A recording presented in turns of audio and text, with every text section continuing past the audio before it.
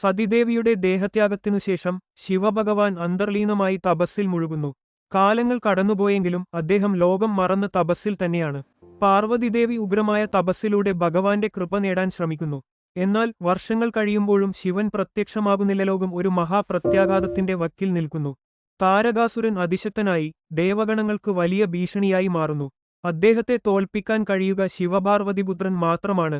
താരകാസുരനെ നിഗ്രഹിക്കാനുള്ള ഏക മാർഗം ശിവനെ ഉണർത്തി പാർവതിയുമായി ബന്ധിപ്പിച്ച് ഒരു ദൈവപുത്രനെ ജനിപ്പിക്കുക എന്നതാണ്. അതിനായി ഇന്ദ്രൻ കാമദേവനെ ശിവനിൽ പ്രേമബോധമുണർത്താൻ അയക്കുന്നു.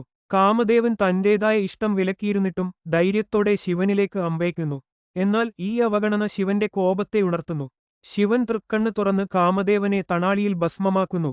ഇത് അറിഞ്ഞു കാമദേവന്റെ ഭാര്യ രതിദേവി ക്രോധാകുലയാവുന്നു. അവൾ ശിവഭക്തയായിരുന്ന പാർവതിയെയും ശപിക്കുന്നു.